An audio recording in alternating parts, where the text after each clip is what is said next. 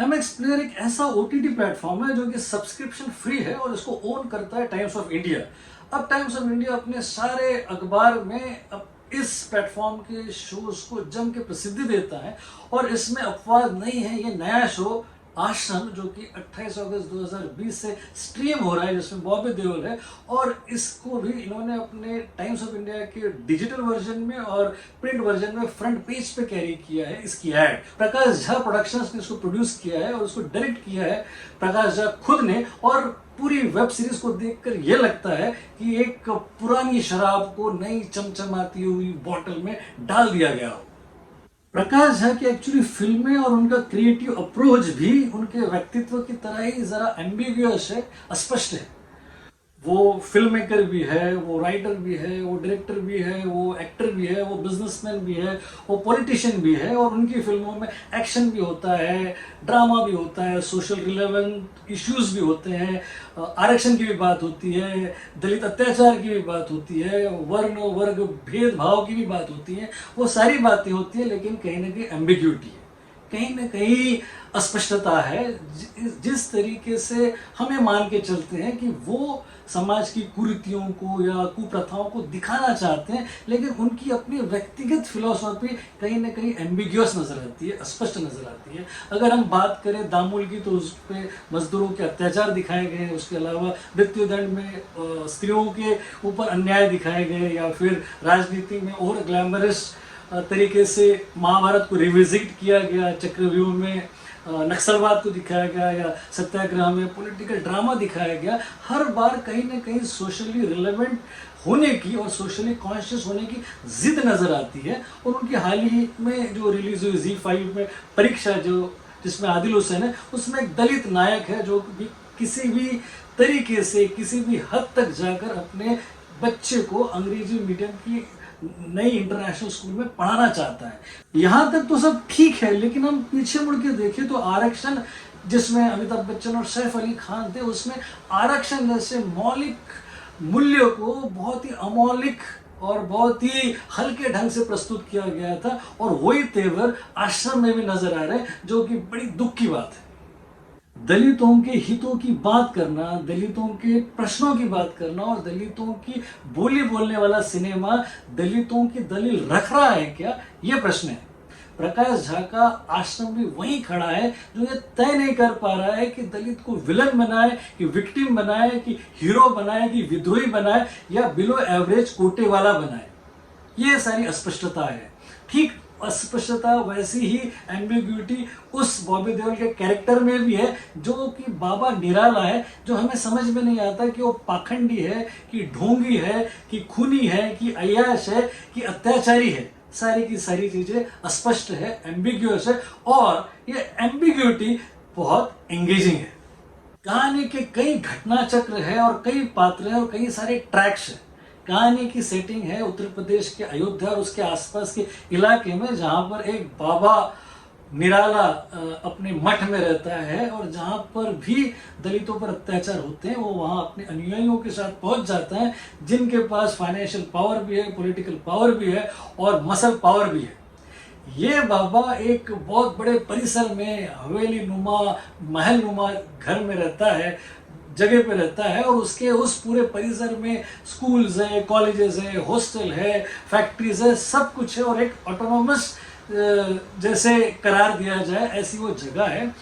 उनके उस परिसर के पास की एक जमीन में एक कंकाल मिल जाता है जमीन खोदते वक्त। उस जमीन को एक्चुअली एक बिजनेसमैन वहाँ पर एक बड़ा प्रोजेक्ट लेकर आना चाहता है, और वो बिजनेसमैन मुख्यमंत्री के करीबी है। और जैसे ही वो कंकाल मिलता है, सारे वातावरण में गर्मी आ जाती है और कहानी में पकड़ आ जाती है। अब उसमें सबसे बड़ी जो सबसे इम्पोर्टेंट ट्रैक है वो एक दलित लड़की का है, जो कि रेसलर बनना चाहती है, और उसे फ्रॉड करके या उसे गलत तरीके से हरा दिया जाता है। वो अपने एक साथी की बारात को लेकर जब ऊंचे जाति वाले लोगों के बस्ती से गुजर रही होती है, तो उसके ऊपर हमला होता है, जिस हमले में उसका भाई जख्मी हो जाता है। उसे आकर बाबा बचाते हैं, जिसके बाद ये बहन और ये भाई, ये दोनों जो दलित परिवार से हैं, इस बाबा के कट्टर अनुयायी भक्त हो जाते हैं।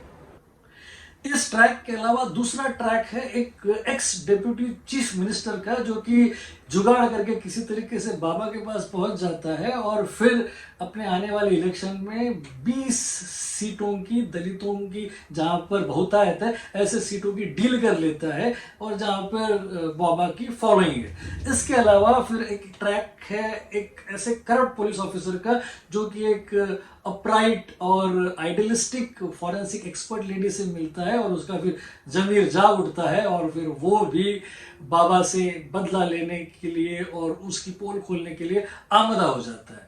इसके अलावा एक ट्रैक है एक ऐसे अच्छे जर्नलिस्ट की, जो कि मामले की तह तक पहुंचना चाहता है। उसके अलावा एक ट्रैक है एक ऐसे दलित पुलिस ऑफिसर की, जो कि कोटा से किसी तरीके से अच्छे ऑफिसर के ऊपर पहुंच जाता है और उसके हर अच्छे काम में रोड़े डालता है। उसके अलावा एक ट्रैक है एक ह्यूजली पॉपुलर पंजाबी सिंगर की, जो कि स्टार्टिंग में बाबा को बहुत ढोंगी और पाखंडी कहता है, लेकिन एंड में वो बाबा के चरणों पे आके गिरता है और बाबा के लिए आश्रम में ही शोज करता है। बाबा का एक मैन फ्राइडे है, जो कि जिसका अपना एक अलग ट्रैक रिकॉर्ड है, जो कि उसका बचपन से दोस्त है और उसके बाबा के हर बड़े छोटे अच्छे बुरे सारे कामों में क्राइम पार्टनर है। वो सारे उनके ऊंचे नीचे काम सारे वो देखता है। बाबा सर्वव्यापी है, वो समाज सेवक है, दलितों का उद्धार करता है, वो खून भी करता है, वो अय्याशी भी करता है, वो सब कुछ करता है, अच्छे काम भी करता है, बुरे काम भी करता है, एक्सटॉर्शन भी करता है और फिर सुबह उठकर दार्शनिकता और जीवन के मूल्यों पर भी प्रवचन देता है। इतना जबरदस्त बाबा है वो। जप नाम बाबा है बॉबी देओल, जो कि क्लास ऑफ 83 के बाद इस आश्रम में अपने आप को रीइन्वेंट कर रहे हैं और काफी प्रभावशाली और डेडिकेशन के साथ उन्होंने काम किया है। उनके अलावा दलित भाई बहन के कैरेक्टर में आदित्य पोहनकर और तुषार पांडे, जिन्होंने अपने काम के साथ न्याय किया है। डॉक्टर नताशा के कैरेक्टर में अनुप्रिया गोयनका, जो कि डॉक्टर के कैरेक्टर में कुछ ज्यादा ही ग्लैमरस लगी है। उसके अलावा टिंकू सिंह नाम के पॉप सिंगर का कैरेक्टर किया अध्ययन सुमन ने, जो कि खूब जमे। पॉजिटिव लीड टाइप का ही कैरेक्टर है एक अपराइट पुलिस ऑफिसर का, जो दर्शन कुमार ने किया है और उन्होंने बखूबी अपने कैरेक्टर को निभाया है। खासकर उनका एक सीन जिसमें वो शराब पीकर बहक जाते हैं और बस हो जाते हैं, जिसमें वो रोते हुए अपने आईपीएस परिवार को दुआई देते हैं और साथ ही साथ कोटा वालों को कोसते हैं, वो एक सीन सबको याद रह जाएगा, इतना प्रभावशाली है। बाबा के खास राइट हैंड भोपा के कैरेक्टर को किया है चंदन रॉय सान्याल ने, जिन्होंने अपनी सारी वर्सेटैलिटी दिखा दी इस कैरेक्टर के साथ ही। बहुत ही इंप्रेसिव और गजब का काम किया उन्होंने। उतना ही इंप्रेसिव काम है चंदन कौली का, जो कि कैमरामैन है, जिन्होंने बड़ी खूबसूरती से उस आश्रम का परिसर और साथ में शहर की झुग्गी झोपड़ियाँ सड़कें और वीरानों को भी कैद किया है। हबीब फैजल की कहानी रेगुलर टेम्पलेट में होने के बावजूद भी और बहुत सारे रियल लाइफ इंस्टेंसेस से प्रेरित होने के कारण थोड़ी प्रेडिक्टेबल हो जाती है, लेकिन काफ़ी अच्छी लिखी गई है और एंगेजिंग है। संजय मासूम के डायलॉग्स भी बहुत अच्छे बने हैं। कहानी का बैकग्राउंड स्कोर बहुत ही अमेजिंग है, खासकर एक भजन और एक पंजाबी पॉप सॉन्ग सुपर है, सुपरलेटिव है। कमियां जो खलती है उसमें प्रमुखता से है एडिटिंग। 45 मिनट के एपिसोड में 5 मिनट का एंड स्क्रोल है, वो ठीक है, लेकिन लव मेकिंग सीन्स को इतना खींचा गया है कि आप अपने घर में बगले झांकने लग जाएं। मतलब धीरे धीरे कपड़े खोलना और फिर वो हम्पिंग, यानी कि अगर सेंसर नहीं है तो अपनी मनमानी की जाए, इस तरीके से एकदम कैरिड होते हुए दिखाई देती है ये टीम।